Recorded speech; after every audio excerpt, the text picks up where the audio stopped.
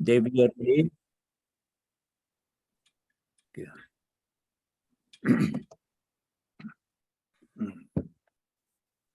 Our prayer this afternoon is on page 174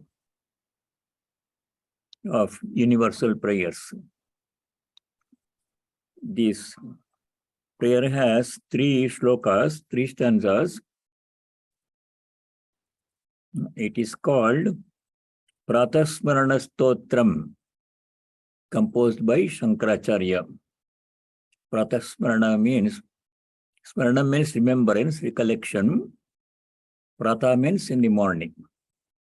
First thing we have to remember in the morning is God or divine presence within us. Jnanis say, first thing in the morning, Jnani says, I am Brahman, I am not the body mind. Devotees remember their Ishtadevata, their chosen ideal, their God. That's how we should begin our day.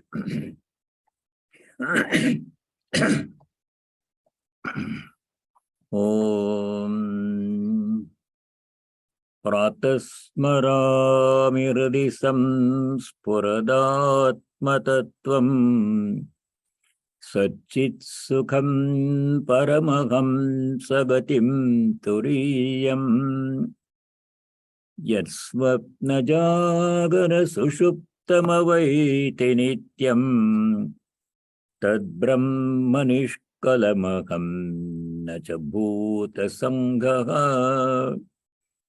Pratar bhajami manaso vachasamagamyam Vacho vibhanti nikhila yadanugrahena Yanneti neti vachanair nigama avochuhu Tam deva deva majamachyutamahuragryam Pratarnamami tamasah paramarkavarnam Purnam sanatana padam purushottamabhyam Yasmin nidam jagadasheshamasheshamurtau Rajvam bhujangama iva pratibhasitam vai.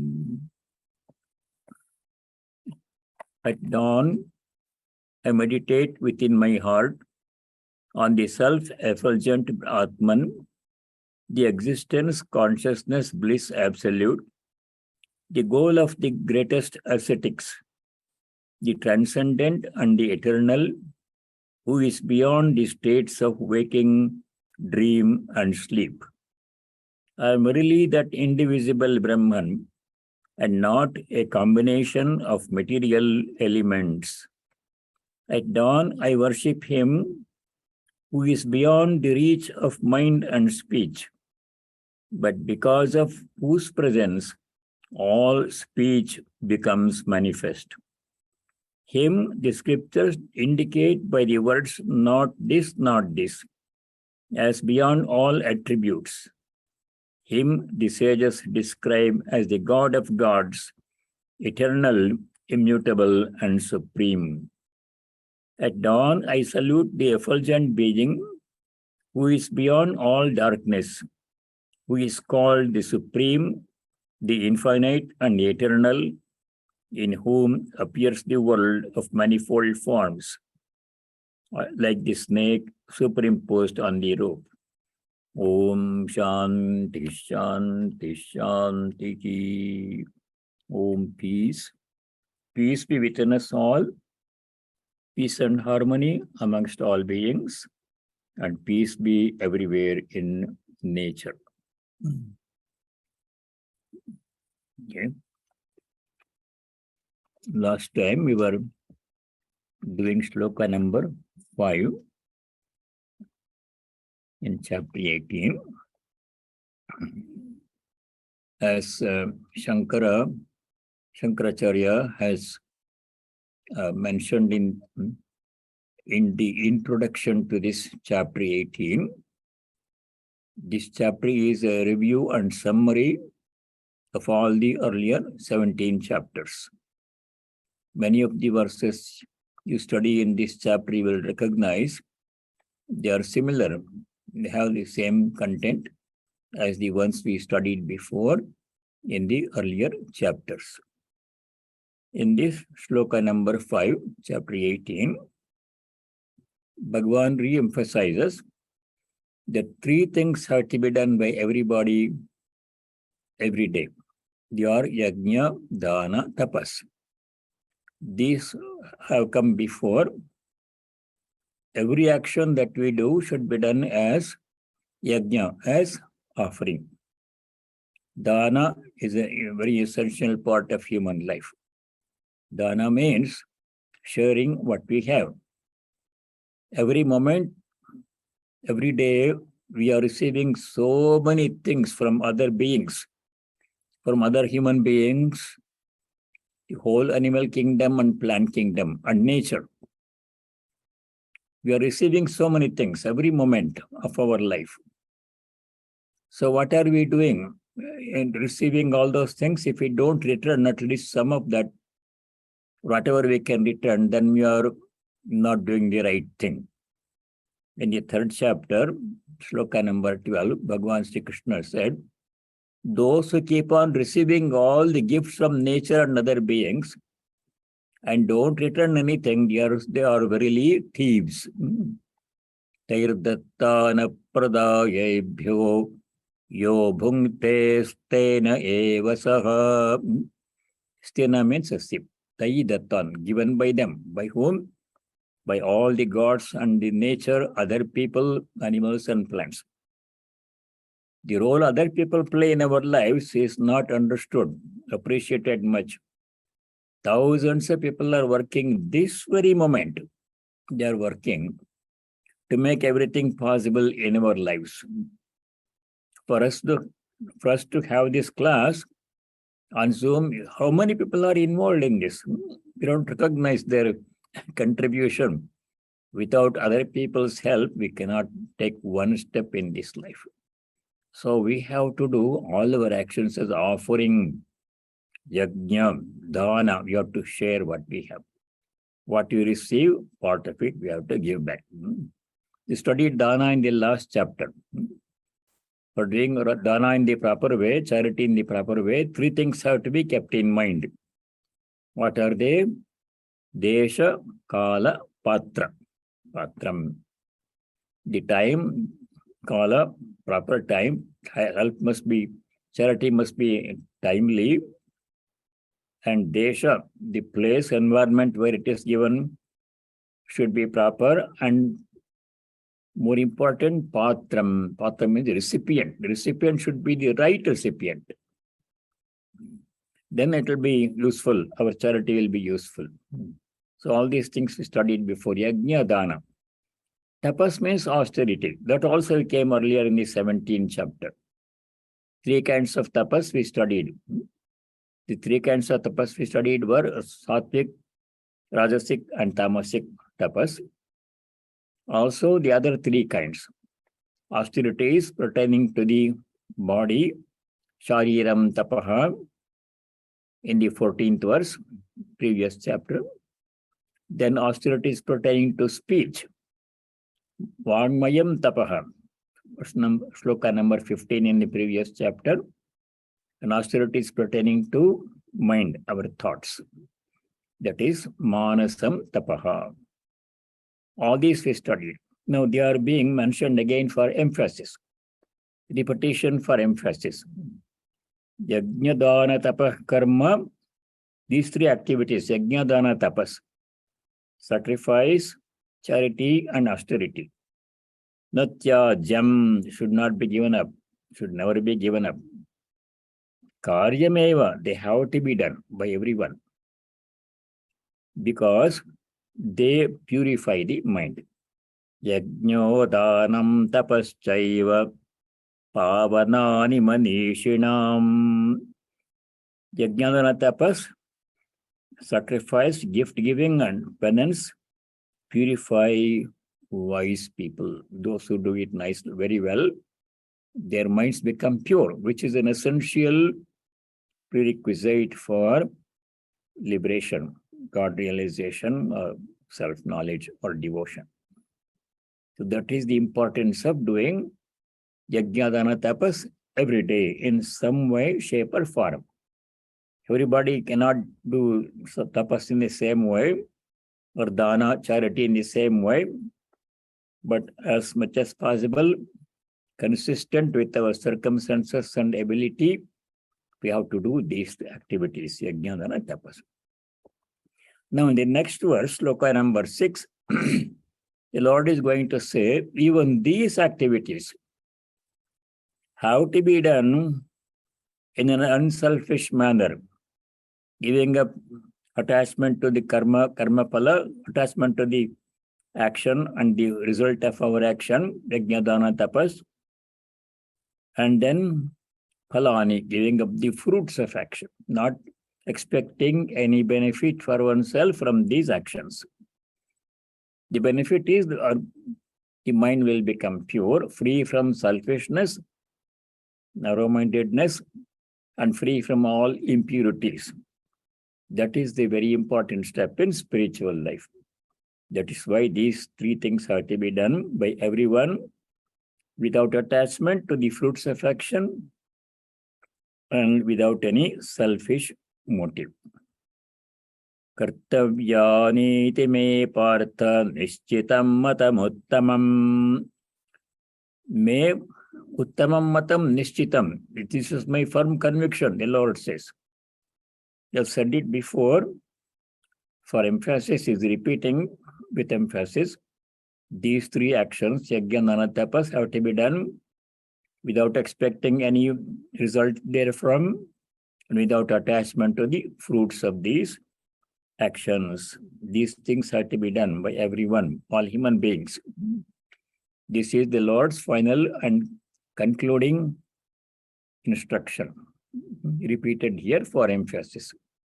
Etanyapita karmani sangam tyaktva phalani cha kartavyani cha me partha nishchitam matamuttamam. This is very important verse.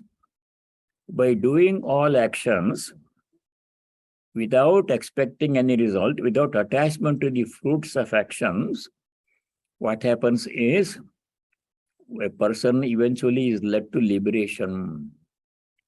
In the earlier chapters we saw, Tasmad asaktas satatam karyam karma samachara. This was chapter 13, chapter 3, Tasmad asaktas satatam. I forgot the number. Chapter 3, Tasmad. Chapter 3, sloka number 9. Sloka number 9. There, Bhagavan had said, all actions have to be done as yajna, as sacrifice. Any action that is not done as a sacrifice, as offering, is going to be binding. Yajnarthat karmano nyatra lokoyam karma bandhanaha. Any action that is done other than as yajna, other than as offering, is going to be binding, karma bandhanaha. Tasmad asaktas satatam tadartham karma kaunteya mukta sangas samachara. Therefore, free from attachment, mukta sangaha, perform all actions. Asakto, later in the 19th verse, chapter 3, Bhagavan had said, asakto hyacharam karma paramapnoti purushaha. What is the benefit of doing all actions without attachment? Again and again, throughout the Gita, in one context or the other, Bhagavan had said, perform all actions without attachment. Do everything without attachment. Sangam tektva, giving up attachment. That instruction comes many times. What is the benefit? Why we should do without attachment? The benefit is asakto hyacharan karma performing actions without attachment to karma, karma phala, what happens? Paramapnoti purushaha. Param means supreme. The supreme goal of human life, namely liberation, in the form of pure devotion or self-knowledge, will come by performing all our actions without attachment to action and to the fruits of attachment. That is the way Karma Yoga leads one to liberation. This is a very important point in Gita. Although in the Bhagavad Gita, in various places, the Lord has emphasized various paths to liberation: Jnana Yoga, the path of knowledge, inquiry and knowledge, and Bhakti Yoga, the path of devotion, and Karma Yoga, the path of action. It seems that there is a great emphasis on the path of Karma Yoga throughout the Gita. In many, many chapters, the topic of Karma Yoga comes one way or the other. So in the concluding chapter also, that is being emphasized. Because why Karma Yoga is so much emphasized over the other yogas is everybody is doing karma. No one can be free without doing karma even for a short moment. That we know. Karma is a physiological imperative. We have to be doing the karma all the time. If not for anything else, at least for the maintenance of the body. Chapter 3, Sloka 5, the one said, Sharira yatra pichate na prasiddheda karmanaha. If a person is inactive, akarmanaha. If a person is inactive, for such a person, even the body maintenance will not be possible. To maintain the body, we have to do some karma, like eating, breathing, etc. So karma is inevitable. Since everybody is required to do karma, engaged in karma all the time, the simplest way to realization, to moksha, is to convert the karma into karma yoga by simply changing our attitude towards karma, karma phala. The work need not be changed. Whatever work we are doing, you can continue to do that work, secular or spiritual, but only all work has to be done as offering, as worship, as service of the Lord. That's all we have to make the change. So coming back to verse number 6.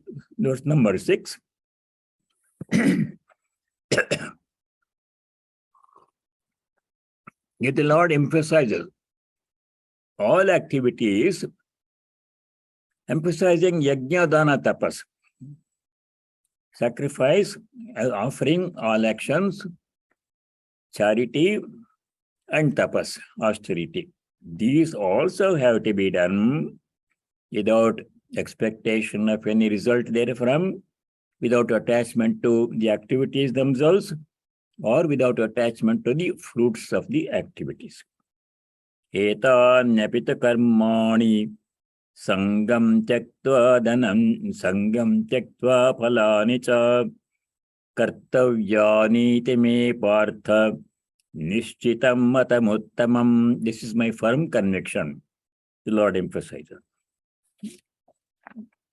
Now, we go to the next verse. Here once again, the Lord is saying all people, everyone has to do the required duties. For every human being, certain duties are required. Older people, younger people, men, women, householders, sannyasis, students, everybody has some duty. So everyone has to understand what one's duty is at any given time, and everyone has to perform that duty as sacrifice, as offering, as worship, as service. That is the key to liberation through purification of the mind. Here, niyata karma. Niyata karma means required duties, obligatory duties. Everyone has certain duties that one is required to do. People going to work in a workplace, they have to do their work. Some people have to do the work in the family, keeping the family, maintain the family, etc. In other contexts also, we have some duties. Or duty to society, to other beings. All these panchakarma we have studied before, pancha yajna. 5 things everyone has to do, 5 kinds of sacrifice or offering. What are they? Remember?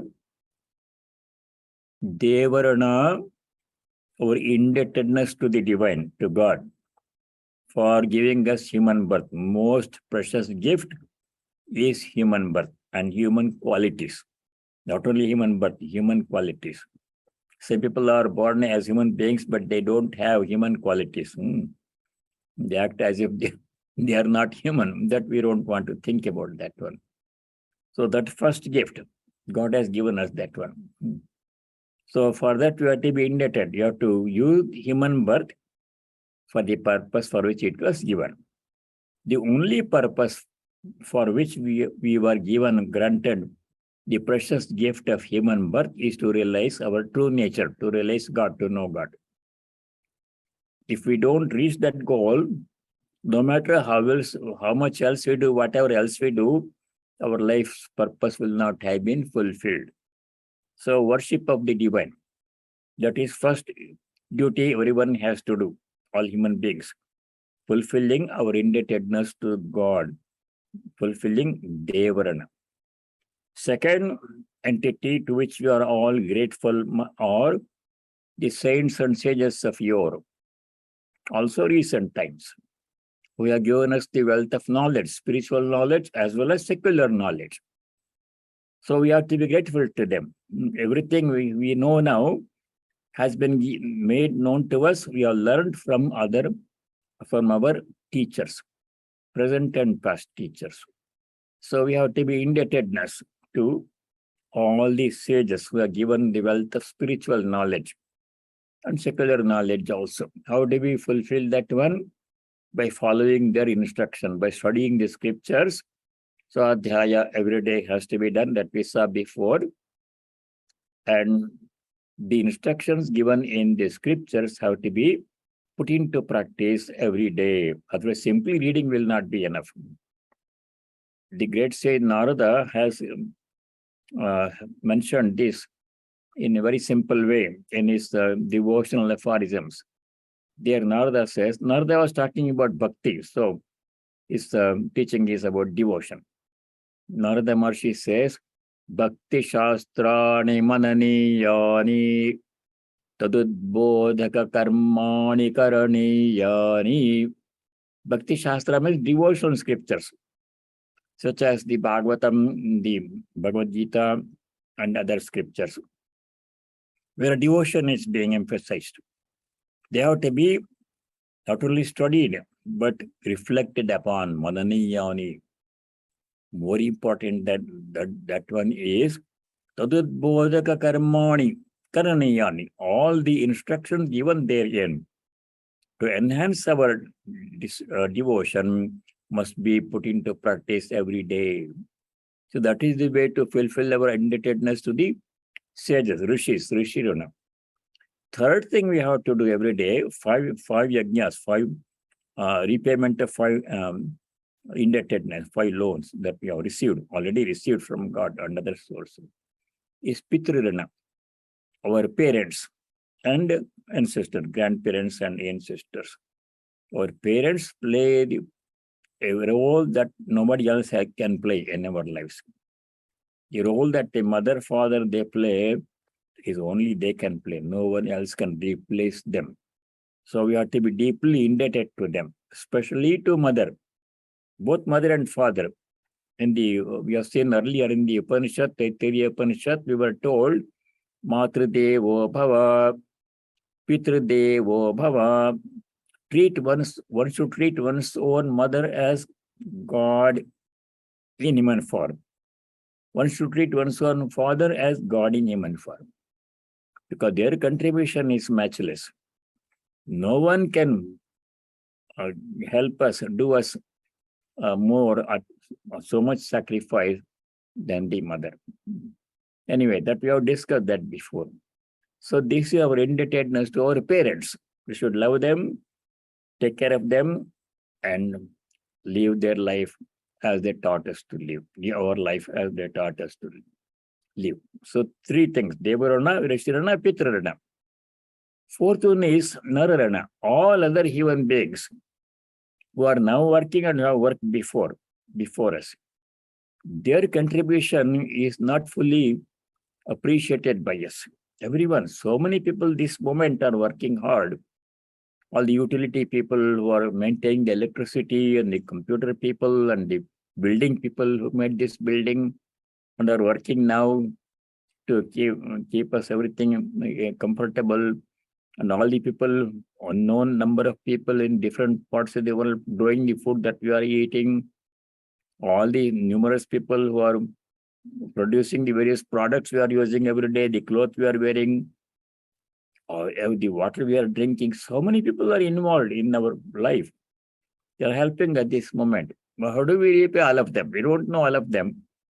Some are not in this country, in other countries. Some have done their work before. How can we repay all of them? We cannot. So what we have to do, whatever work we do should be done for the good well-being of other people, keeping other people's comfort, convenience in mind, not just for myself, for the sake of all. That is the spirit of yajna. Narayana, we have to repay our indebtedness to other human beings by serving other human beings any way we can. To the extent we can, we have to serve them. Then the last one is Bhutarana, our indebtedness to animals and plants and nature. So much we receive from animal kingdom, plant kingdom, and nature that we don't even appreciate, understand how much we are getting from whole of nature, animals and plants. Every animal plays its part in our life. So what are we doing?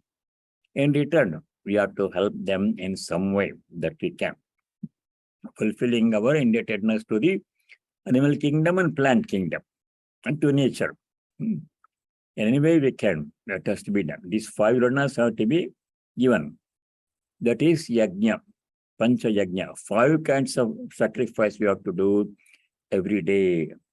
Yajna, dana, charity we have discussed before. Tapas, austerity we have discussed before. These three things are among the niyata karma. We are doing sloka number 7. Niyata karma means obligatory duties. We are all obliged to do these things.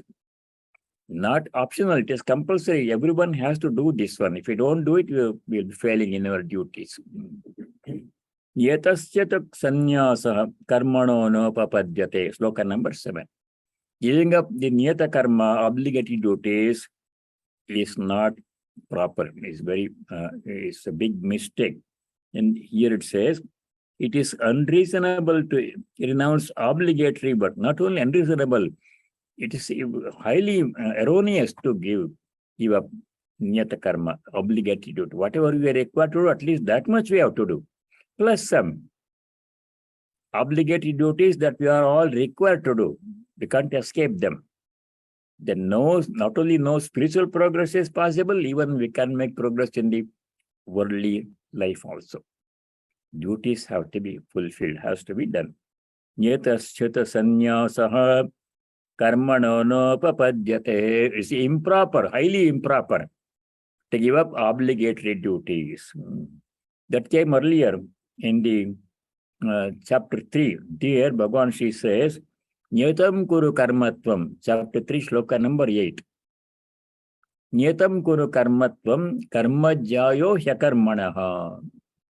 Nyata karma means obligatory duties, prescribed duties. They have to be done. We should never take recourse to inaction, abandoning our required duties. That will not do. Moha tasya parityagaha tamasa parikirtitaha. Tamasic tyaga means out of delusion giving up the required duties. See, what we are doing here is in the 3 verses, 7, 8, and 9, Bhagavan is describing 3 kinds of tyaga. The chapter began with the question of what is tyaga. 3 kinds of tyaga: sattvic tyaga, renunciation; Rajasic Tyaga and Tamasic Tyaga. These are being described in 3 verses, 7, 8, and 9. So in this sloka number 7, Tamasa Parike, Tamasa Tyaga. Any relinquishment, Tyaga means relinquishment, giving up. If we give up obligatory duties, that is Tamasic giving up. Tamasic Tyaga will never be done. What is Rajasic Sattvic Tyaga? We will study that in the next 2 slokas. So sloka number 7 describes Tamasic Tyaga, improper relinquishing of obligatory duties. Everyone has to do. Niyatasyata sanyasa karmano nopapadyate mohatasya parityagaha tamasa parikirtitaha. Tamasic Tyaga means tamasic renunciation. We're giving up obligatory duties, should never be done. Now we go to sloka number 8, where Bhagavan describes Rajasic Tyaga in between. Sloka number 8. Dukkhamityeva yat karma kaya klesha bhayat tyajet sakrutva rajasam tyagam naiva tyaga phalam labhet. Dukkhamiti. Oh, this is very difficult to do, so I don't want to do it. If some task is difficult, it tendency is to avoid it, not do it. Oh, it's so hard. Why? How to do getting up early in the morning at 4 o'clock doing meditation? It is so difficult. So let me sleep a little bit more. I can do meditation in the evening. That is something that I also do sometimes. So it should not be done. That is Rajasic Tyaga. Dukkhamiti eva yat karma kaya klesha bhayat. Kaya means the body. Klesha means pain. Bhaya, fear of causing pain to the body, because it is so physically uncomfortable. So it tendencies to avoid such activity, though they are required to be done. Niyata karma. That is Rajasic Tyaga. Sakrutva rajasam tyagam naiva tyaga phalam labhet.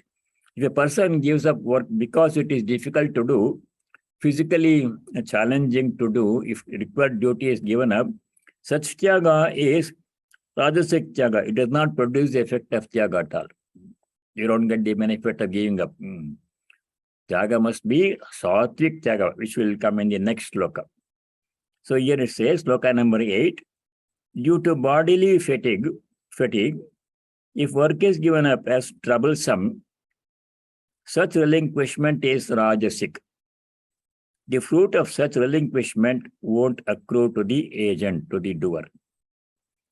Simply because it is difficult, physically challenging, we should not give up required duties. They have to be done. Now, in this sloka number 9, Bhagavan is going to describe Sattvic Tyaga, which we all have to do. Sloka number 9. Karyametyeva yat karma niyatam kriyate arjuna sangam tyaktva phalam chaiva satyaga sattviko mataha. Karyamiti eva yat karma niyatam karma kriyate. The Sattvic attitude is, this work is required of me to be done. This is my duty, therefore I have to do it. That is the proper attitude. Whatever work I am required to do, I am going to do it. As offering, as worship, as service, without expecting any selfish benefit therefrom for myself. May my work benefit all and everybody. That is the proper attitude towards work. We have seen that many times before. Sangam Tyaktva, this phrase, Sangam Tyaktva has come so many times in the Gita, every context. Whatever we do should be done without attachment. Sangam is attachment to karma phala. Without attachment means, I'm doing this because required of me, joyfully, with gratitude, with love, I'm doing this work. Not half-heartedly, not perfunctorily, nicely, I'm doing this work as an offering. May all benefit from this work. May good happen from this work. That is the proper attitude as offering has to be done. Sangam tyaktva phalam chaiva, giving up attachment to karma and karma phala also. Not being attached to the fruit of our action. I've done this benefit must come to me, should not be there. Satyaga satyako mataha, that kind of tyaga which is done, action is done, action should not be given up. Karma phala has to be given up. Karma cannot be given up, should not be given up. What is to be given up is karma phala, attachment to karma phala. Sangam tyaktva, what has to be given up is attachment to karma phala. Karma should not be given up, cannot be given up, should not be given up. Karma has to be done. Niyata karma, obligatory duties have to be done. What has to be given up is our attachment to the karma itself. Oh, this is my job, I have to do it. This is somebody else's job, I don't want to do it, let him do it. Not like that. Whatever work comes to my Lord, that should be welcomed as an opportunity to serve the Lord. All karma, as we have seen before, except two kinds of karma, serve as spiritual practice. What are the two kinds of karma we have to give up? Last time I studied. Kamya karma and Nishiddha karma.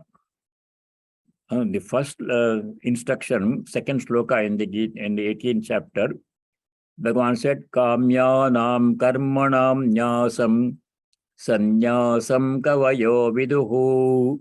The essence of sanyasa is giving up kamya karma. Kamya karma means selfish actions. Actions done purely for one's own benefit or pleasure. Not keeping the benefit of comfort of other beings. On the other hand, whatever we do should benefit all and everybody, at least many, if not all. That should be the attitude with which all actions are to be done, that we have seen before. Yet niyatam karma, that required duty, we are going to sloka number 9 here. Niyatam karma karimiti eva kriyate. With the understanding that this is required of me, so I'm going to do it. Nicely, joyfully, with gratitude. When we do some work, we should be grateful for the opportunity to do that work, and also for the ability to do that work. These are two precious gifts we have been granted by the Lord.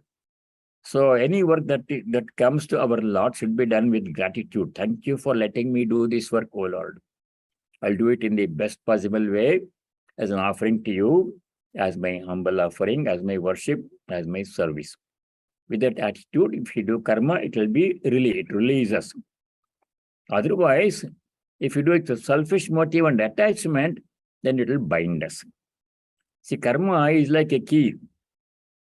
Swami Tyagaranji gave this nice example in one of his talks.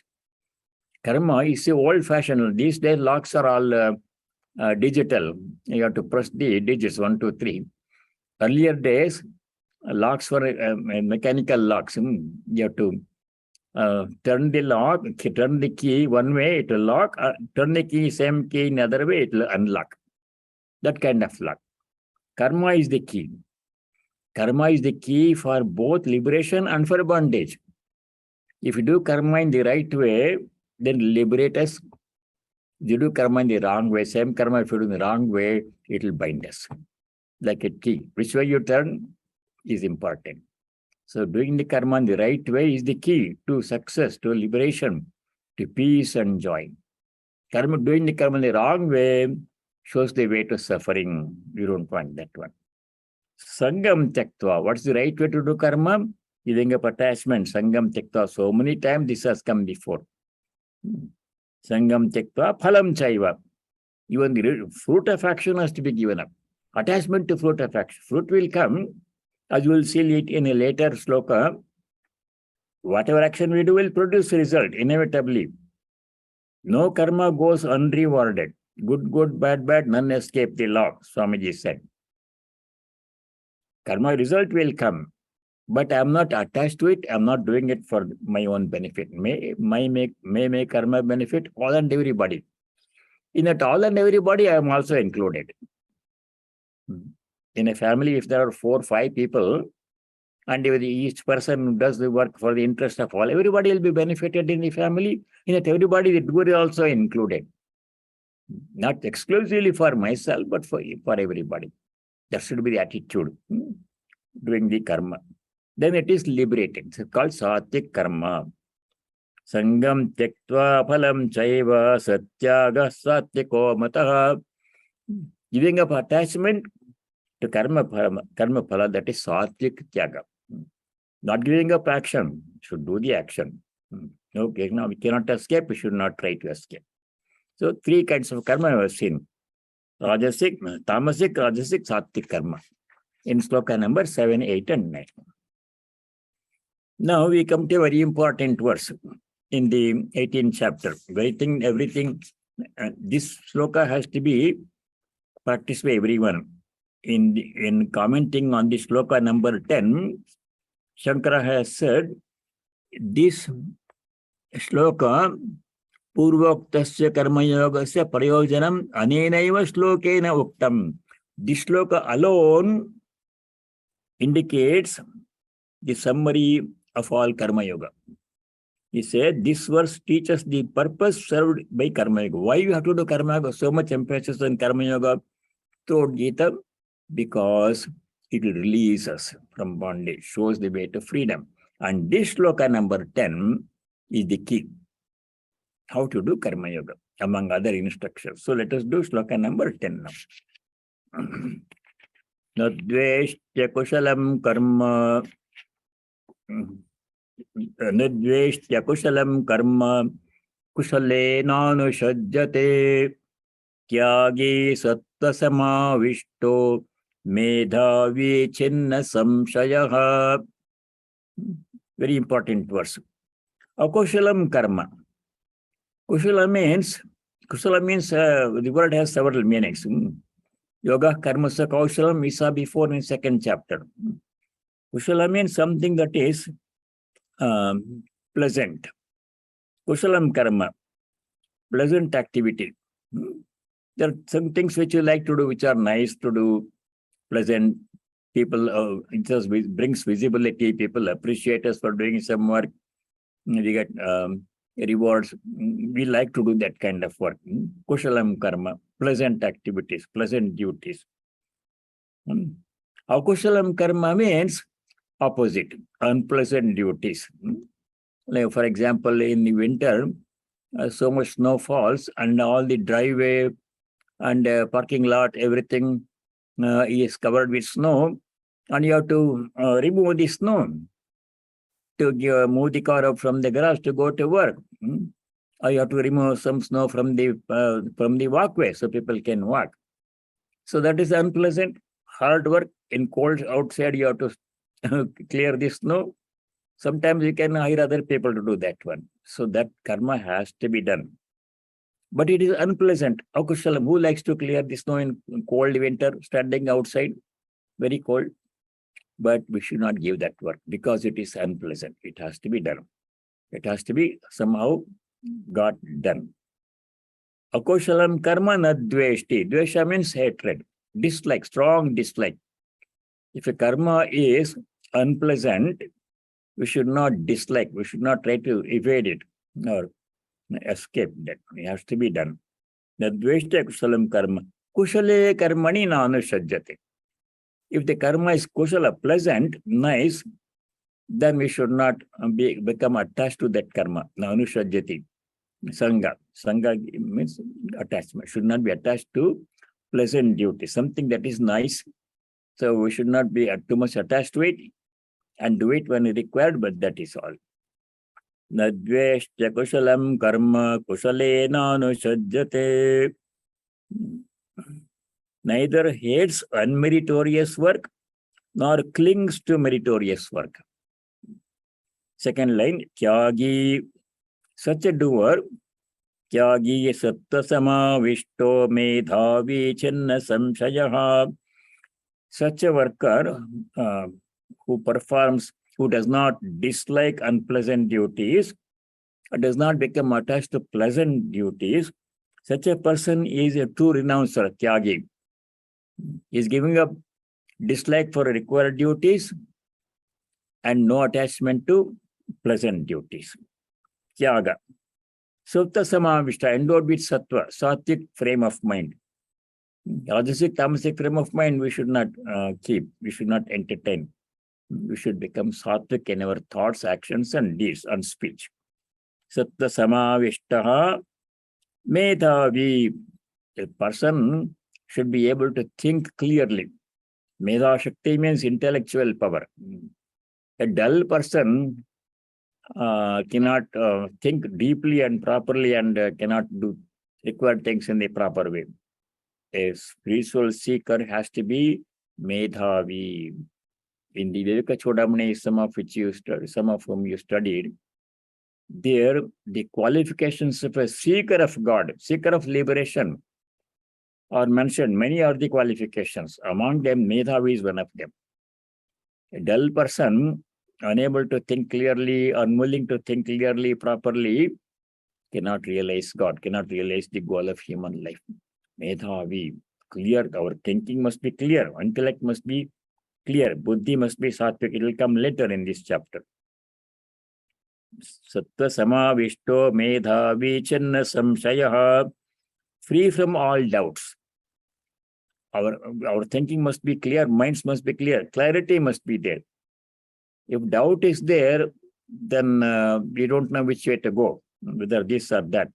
We should be clear in our thinking. This is the right thing to do, right way to do, I'm doing that way. No equivocation in our thinking, no confusion, clarity must be there.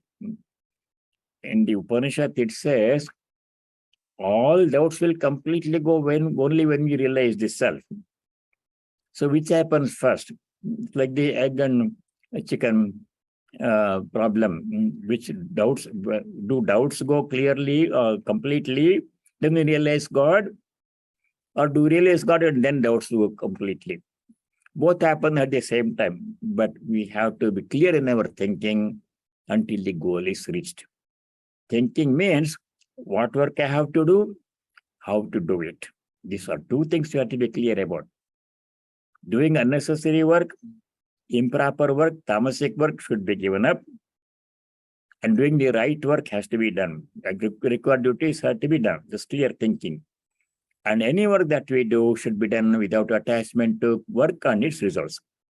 Clarity of thought about the purpose of work and how to do that work. Tyagi sattva samavishto medhavi chinna samshayaha.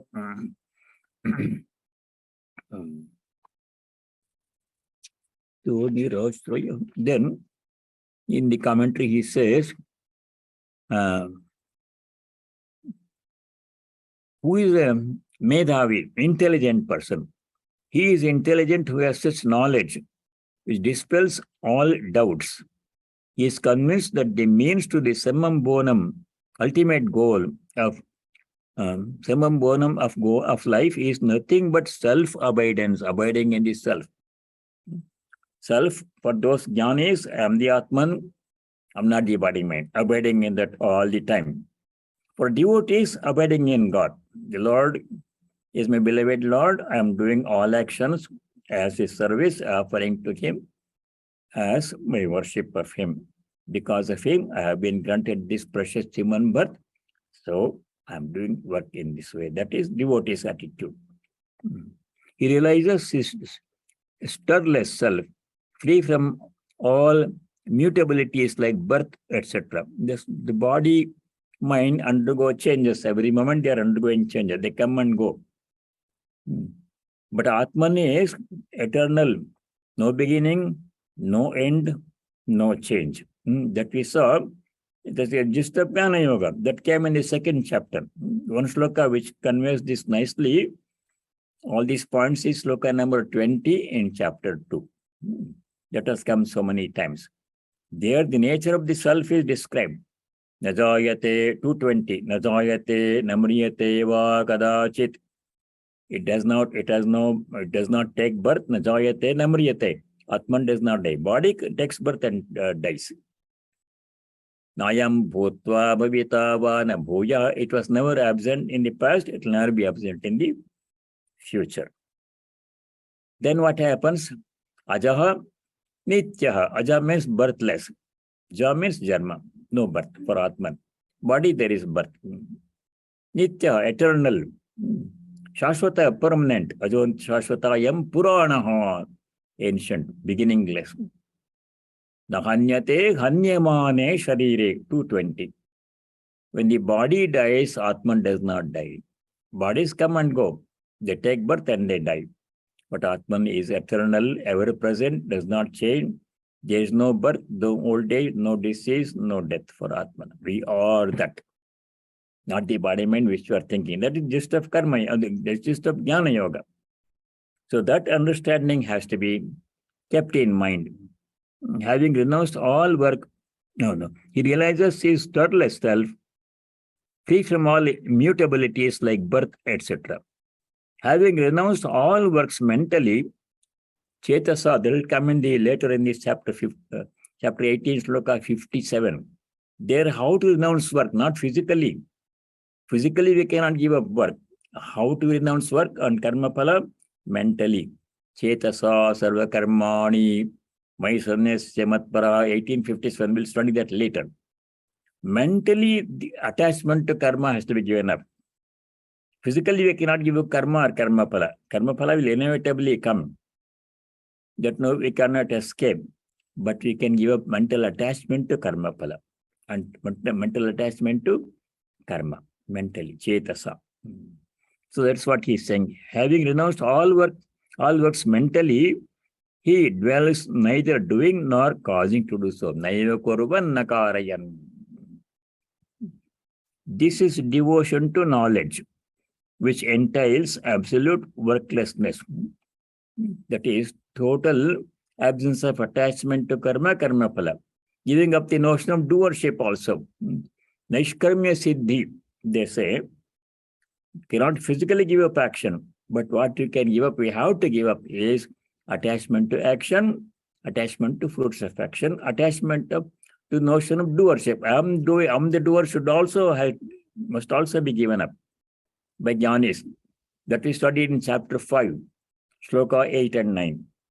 There, Bhagavan Sri Krishna had described how a jnani becomes free from attachment to karma phala.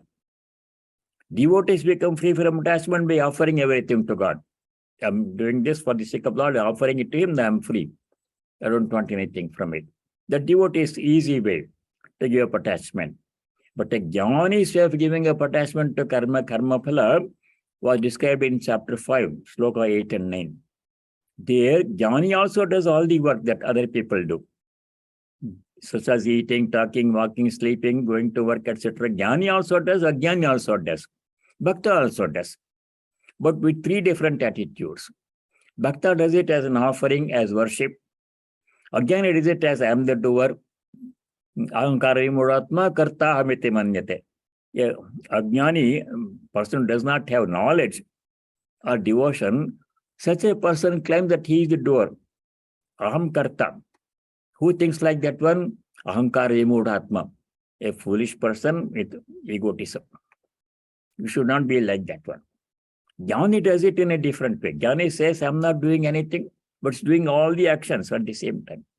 Bhakta does it in a different way. See, 3 different kinds of people, 3 different attitudes towards work.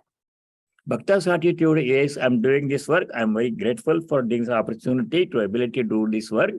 I'm doing it as an offering, as seva, as service, as my worship. I'm free. That's Bhakta's attitude, which we can all do. Most of us can do. Jnani says, I'm not the doer. It's difficult to do. They will come to that in 5, 8, and 9. Ajnani says, I'm the doer. I must get the benefit. Worst attitude. See, three different kinds of attitude towards work and karma phala. So we studied all of this before. Now, in the chapter 5, 8, and 9, before we conclude, let me recapitulate how the jnani does his or her work. Jnani says, Naiva kenchit karomiti yukto manyeta tattvavit. Yukta means one who is engaged in yoga, jnana yoga here. A jnana yogi. How does he or she do the work? Naiva kenchit karomiti. I'm not doing anything at all. Then he declares. But is it true? Jnani does same work as ajnanis do, such as eating activities, other activities. Those are listed in the second and third lines. Pashyan, Shrindvan, Sprishan, Jigran, Ashnan, Gachan, Swapan, Shwasan, Pralapan, Visrijan, Grinhan, Unmishan, Nemishan, Napi. These are all activities, examples of activities that everybody does. Jnani does, Ajnani does, Bhakta does. But with three different attitudes. Jnani says, while doing all these things, he says, I'm not doing anything. Like for example, what type of work he's doing and say he's not doing anything? Passion, seeing. We see things, Jnani also sees things. Ajnani also sees things. Shranvan, hearing sounds. We all hear sounds, good people, bad people. Jnanis, Ajnanis, Bhaktas, all hear sounds. But Jnani says, I'm not hearing anything at all. Naiva Kanchit Karami. How is it possible? If you ask Jnani, you are doing all these activities, and how can you say you are not doing any activity? Naiva Kanchit Karami, how can you say? Then his reply is given in the second line of chapter 5, sloka 9, second line of sloka 9, chapter 5. There he says, all actions are happening between the interaction of sense organ and sense object. Indriyani, Indriyartheshu vartante. For example, Jnani drinks water, Ajnani drinks water, Bhakta drinks water. Ajnani says, I'm drinking water, this is my water, I paid for it, I'm drinking it. Ajnani attitude. Bhakta says, this is water I'm drinking, this is God's prasadam, this tirtham, water offered to the divine in worship, I'm drinking it, this is good for me. Jnani says, Jnani also drinks water, he becomes thirsty. He says, I'm not drinking at all. Naivakanchit Karami, he's drinking at the same time. But if you ask Jnani, sir, you are drinking water and you say you're not drinking anything, Naivakanchit Karami, you say, how is it possible? How can you say that one? You know what Jnani's reply is? Jnani says, Indriyani, sense organs, one or more, plural. Indriya artheshu, the sense objects, they interact. All actions happen. Indriyani indriyartheshu vartante, iti matva, thinking like this, nasajjate, it does not become attached to karma, karma phala. So when I drink water, what is happening is, mind comes into the action first. All actions start mostly in the mind. Mind says, I'm thirsty, I want to drink water. Then mind gives instructions to hand, here the water on the table in a cup. So hand grabs the cup like this and takes it to the mouth, and the mouth sips. And then once the water goes into the mouth and it goes into there's a system, and the body will take care of that. In all these series of transactions, where is the I? Am I the mind which says I want to drink water, thirsty? Or am I the hand? Or am I the table on which cup is there? Am I the cup? Am I the water? Where is the I? There is no I at all. The Ajnani puts the I there. I am drinking water, where it does not belong. Jnani does not do that mistake. Jnani says, water is being drunk. By whom? Sense organs, sense objects, neither of which I am. I'm not the body, I'm not the mind, I'm not the hand, I'm not the sense object, water, cup. I'm the Atman. Atman Nishkriya, no activity. I'm free from above all activities. Body, mind, sense organ, they do the activities. I'm none of which I am. Very high, difficult attitude. I cannot say I'm not the body. I can say that one, but it doesn't mean anything. So Bhakta says, yeah, I'm drinking water. I keep the doership agency, I keep. But I say modify that by saying I'm drinking water, accepting God's prasadam, this worship. This water has been offered to the divine as His grace, as His prasada. I'm drinking it, it's good for me, like that one. So these three different ways of performing any actions. So all these things takes us to back to the sloka number 10. There Bhagavan says, the true Tyaji, renouncer, established in sattva samavishtaha, an intelligent, medhavi, and free from doubts, chinna samshaya, such a person, akushalam karma nadveshti, Kushalam karma kusale karmani nanushajyate. Does not hate unpleasant work, does not become attached to pleasant work. Does all the required duties, pleasant or unpleasant, with the attitude of serving the Lord, devotees, as an offering, as service. Jani said, does all the activities? He said, I am not the doer. That's very high. How many of us can say, I am not the doer of activity? Not possible. So it will come a little later stage.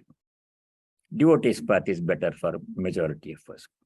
So that is the gist of Karma Yoga. Here, and the conclusion of this commentary on this sloka, Shankaracharya says, Purvaktasya Karma Yogasya Prayojanam Aneneva Shlokena Uktam. In this sloka alone, this verse teaches the purpose served by the Karma Yoga. Becoming free from attachment to karma, karma phala is the purpose of Karma Yoga. How to do that one? Mentioned here. So, we shall stop here and continue from sloka number 11 next time. Let me say the concluding prayer. Om Sarve Bhavantu Sukhinah Sarve Santu Niramayah Sarve Bhadrani Pashyantu Ma Kaschid Dukkha Bhag Bhavet. Om Shanti Shanti Shanti. Om, may all be happy. May all be free from ill health and other problems. May all realize and practice what is noble, dharmic and auspicious. May no one be subject to any kind of misery. Om peace. May there be peace in our hearts. May there be peace and harmony amongst all beings. And may there be peace everywhere in nature. Hari Om Tat Sat. Sarvam Sri Ramakrishna Arpanamastu. Okay, all of you stay well. Thank you, Maharaj. Thank you, Maharaj. Swamiji. Very good. Thank you, Maharaj. Very Thank you, Maharaj. Swamiji. I have a Swamiji, I have a question. question. Oh, Padmaji, you go ahead. You didn't get a chance last time. I'll ask later. Go ahead. And the quick question. So, in the context of today's session, Swamiji, sometimes in life we come across situations in some relationships that are very, very, very toxic, and sometimes the right thing to do spiritually is if that situation is or relationship is very, very tamasic, and you have the spiritual inclination, sometimes the best option is to get yourself away from that situation. So when those kind of situations come and we are forced to decide a certain way, is it to say that we are running away from our duty? If the duty is difficult and the people involved in that work are not cooperative, then for that reason you cannot give the duty. There will be resistance. You will not get any cooperation from the co-workers or family members in doing some work which requires more people. Then you still have to do it somehow, because relinquishing duties, you cannot relinquish. It will come back to you again. If you escape this work, something else will come. It will catch up with you later. You'll have to do it with penalty and interest. If you don't do it at the right time, then it is to be done. Later it has to be done. You can't escape it forever. You can postpone it. So best thing is to do it in spite of opposition, resistance, and non-cooperation. We have to somehow get it done as much in the best way we can. When I say duty, personal, well, it's like a personal relationships where they don't have any vested interest in the relationship itself, and it is so toxic that sometimes you have to get out of that relationship is the solution. So when that worst situations happens and you're out, then you have to get out if that's the only way. So is that relinquishing our duty? Duty will continue, but in new context. The duty to that person you have to do, even if that person is not cooperative or unwilling. If you have duty to that person, you have to do that one. In a husband-wife situation, if one partner is very cooperative and helpful and wants to do his or her work properly, other one is not, then he has to do his work. Duty has to be fulfilled. One way or the other, it may change. The nature of duty may change. If it is in one situation, this is your duty. In another situation, the different duty will be different, but duty has to be done. The nature of work may change. The way you do the work may change because of the situation, but still something has to be done. You can't escape anything completely. Some work has to be done. Okay, It is the Swamiji. nature of life. There are no ideal conditions for work generally. Very rarely where somebody has the ideal conditions, everything is nice and smooth and cooperative. Some resistance will be there, some problem will be there. This is the nature of life. We have to accept that one. Some opposition, some problem will be there, and we have to do the best we can. What else can we do? Simaji, I have an extended question. Can I ask that, or do you want to ask first? Yeah, you go ahead, Kumarji. Go ahead. So, Swamiji, you said that the responsibility will have to be done. Again, I think we are not talking about jobs, right? If there is any problem with the jobs, we just leave the job if we can and then take another job. That's not a big deal at all. Different duties, different Right. duties you will It's a have different duty which we need to do. But when it comes to a family, right, that kind of is different, especially with the Indian culture. We try to adjust as much as possible. It's not like a job, just throw it away, right? To reconcile, is my karma, and if I change anything, it will, the new situation also, same problem may continue, different worse problem may come. Then you may think that was better before. So whatever life brings, people accept it as their karma and they do the best they can. If you escape something, you may escape one situation, you may get into another situation, which may be better or worse than the previous situation. We don't know.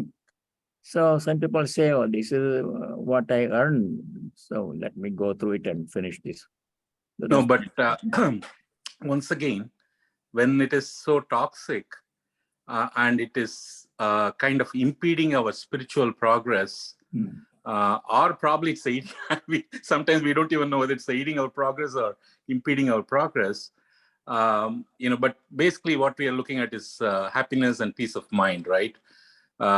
And how much ever we think we are the Atma, we just get the material world pulls us back, and it's a constant struggle. Right. So in that case, you did say that, like your responsibilities change, right? Yeah. Like with a family member whose relationship is so toxic, it cannot, you don't see any solution from whatever, like at least our materialistic mind, but more, even spiritually, you think like, this is stifling me. So when is that decision can be taken, and what is the different responsibility that you would have in case, I'm not saying jump from one person to the other person like we do for a job, right? But if there's one person and then not working out, is that okay to say, like sometimes it's not mutual in the sense, like both are not spiritually inclined, then what is it? What is the different responsibility that you're talking about? Especially in this Kali Yuga, it's going to be a different, Swamiji. Can I ask? So if the person doesn't want you, Swamiji, if that person doesn't want you, do you still have a duty to serve them when they don't even want you in their life?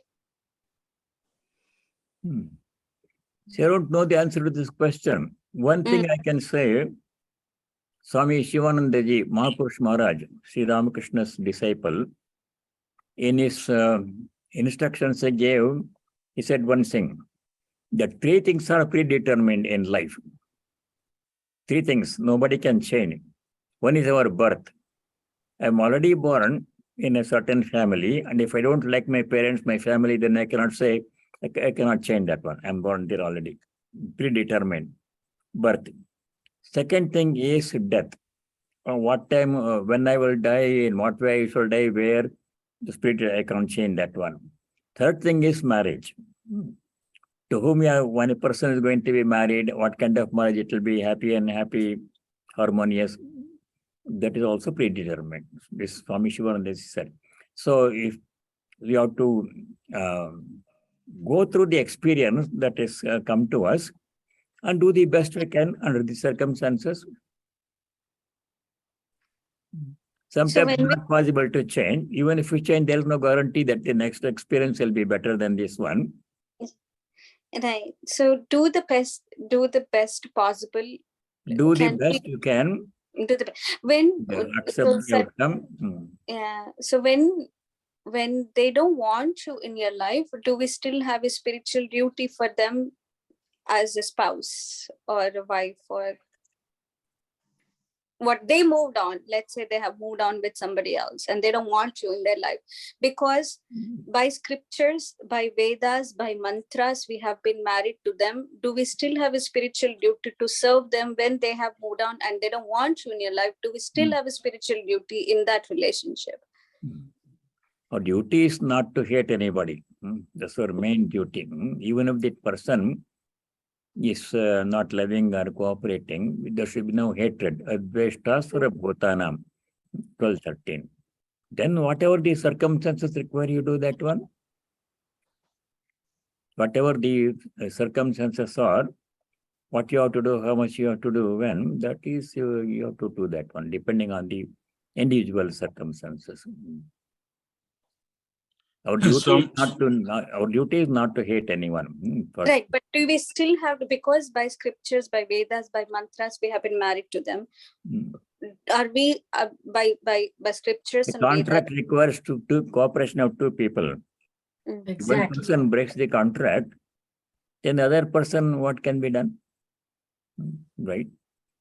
For to maintain the vow of marriage, both have to contribute and agree.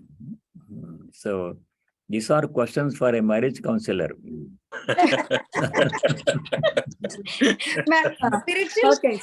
So Padmaji, let me ask my question. All the questions that we have cannot be found in the Shastras. Exactly. Earlier we saw in the 16th chapter, last sloka, Bhagavan had said, 1624, that in deciding what to do or what not to do, you have to look to the Shastras, what the scriptures say. The scriptures may have some instructions on this one. And all the Manusmriti, all those Smriti scriptures have dealing with family life and problems of family life. The Smriti Granthas, we don't study them. If they don't have the answer, the second source of information guidance is Seshta Pramana. That came in the third chapter. Whatever the Seshta says, wise person says or does, follow his or her instructions. If that is also not helpful, then the third is your own decision. You make the best decision you can, and whatever decision you take the responsibility for that and proceed with life. What can be done? So it comes to individual decision eventually. Exactly. Very good. Swamiji, I have a little bit of dilemma. I've been teaching yoga once a week for 3 years, and I had about 8 or 9 people. And then because of COVID, went on Zoom, that reduced. And the last 6 to 8 months, there's hardly anybody coming, maybe 3, 2, 1, or nobody. And I'm there committed once a week. And so I was wondering, what to do. Should I just continue or just, give it some break time? I don't expect, this is a community service. I don't expect anything in return or anything. But sometimes these people who come to my class, they have their parties and get together and I'm omitted. So in this Kali Yuga, I'm just confused as to how to respond and protect or save myself. Just be a human being. Invite me in your home, in your heart. And this is a free service, but I'm just wondering, am I being attached? Am I wanting something, or just this is Kali Yuga? What should I do? Your thoughts, please. If the yoga students don't want to learn yoga from you, then don't teach. Simple. They're not coming. They don't tell me when they're coming or going or coming. If they're not coming, then there is no work for you. Just do something else. Yeah. Teach other people who are interested, or teach something else, or do something. So, Maharaj, yeah. I have Thank a you. question, Maharaj. So you were mentioning when we were discussing the shloka about Tyagi Sattva Samavishto Medhavi Chinna Samshayaha, and you indicated that in Viveka Chudamani also this comes. Could you please tell a little bit more about that? Like what is said, or where does it come? What did you say last? Yeah, so you said in Viveka Chudamani also this word Medhavi comes. Oh, So Medhavi. Oh, yeah, that comes in the context of describing the qualities required of a seeker, student. In the early part of Viveka Chudamani, there are descriptions of qualities of a teacher who can teach, and a student who can learn, who is prepared to learn. So among the qualities of a student who can learn Vedanta, one quality is he should be intellectually very sharp. So a person who cannot think deeply, uha poha vichakshanaha. One quality is person must be able to reason properly, conduct proper reasoning logically, and be able to come to a sound conclusion. Such qualities are mentioned for a seeker of knowledge. Among them, Medhavi comes. Same word, Medhavi comes.